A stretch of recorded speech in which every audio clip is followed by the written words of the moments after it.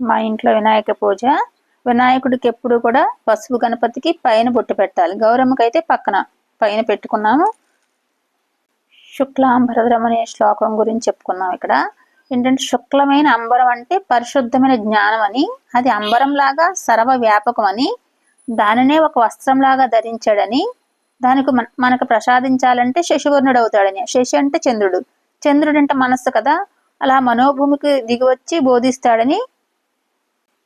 చతుర్భుజం అంటే ధర్మ జ్ఞాన వైరాగ్య ఐశ్వర్యములనే సిద్ధి చతుష్టయం ఉంది ఆయనకి, అవి ప్రసాదిస్తాడని. ఆ చతుష్టయం అన్ని అనుభవించేవాడు కాబట్టి అతను ప్రసన్న వదనంగా ఉంటాడని. తనకు ఒక ప్రసన్నమైన శివశక్తి ఏ జ్ఞానం ఉందో దాన్ని మనకు వదనం అంటే బోధించగలడని.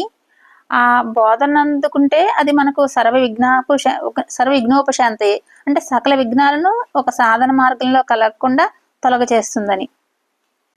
ఇక్కడ మళ్ళీ గణం అంటే ఒక సమూహని, గణాలతో ఉన్న ఈ సమస్త విశ్వానికి అధిపతి గణపతి కాబట్టి, అలాగే అహంకారానికి ప్రతికైన ఎలుకను శాసించి వాహనంగా చేసుకున్న గణపతిని మహాగణపతి అంటారన్నమాట. గణపతి అధర శీర్షంలో ఆయన్ని ఒక పరబ్రహ్మగా చెప్తుంది. మంత్రశాస్త్రంలో వినాయకుణ్ణి మూలాధార చక్ర అధిష్టాన దేవతని కూడా అంటారు. సిద్ధ విద్య యోగాభ్యాసంతో సుషుమ్న నాడిని మేలుకొల్పగలిగితే స్వాధిష్టానం, మణిపూరకం, అనాహతం, ఆజ్ఞాచక్రం, సహస్రారం అనే షట్చక్రాలు దాటి ఆత్మను బ్రహ్మరంధ్రం దగ్గర చేర్చి బ్రహ్మ కపాల విస్ఫోటకానికి ప్రకృతిని దాటి పరమాత్మను చేరే యోగ ప్రక్రియ ద్వారా చేరుకోగలిగే శక్తి మనకిస్తాడు గణపతి. అంటే గణపతి అంటే అష్టచక్ర గణములకు అధిపతి అని, అంటే 11 ఇంద్రియ గణములు అంటే అధిపతి.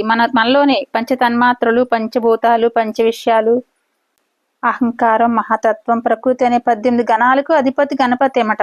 మనలో ఉన్న శరీరంలో అస్తములు, పాదములు, జాను, జంగు, ఊరు, కటి, ఉదర, హృదయ, కంఠ, ఆశ, పాల, శిర అను 12 అవయవము గణములకు కూడా అధిపతి మన గణనాథుడేమట. అందుకే విఘ్నేశ్వరుడు ఈ మనలో ఉన్న విఘ్నాలన్నీ తొలగించడమే కాకుండా విఘ్నాలకు కారణమైన వాటిని కూడా పోగొడతాడు అనమాట. ఇక్కడ కార్యసిద్ధి కలిగించి తద్వారా సంతోషాన్ని కలిగించి పుణ్యాన్ని కూడా ప్రసాదిస్తాడు మనకి.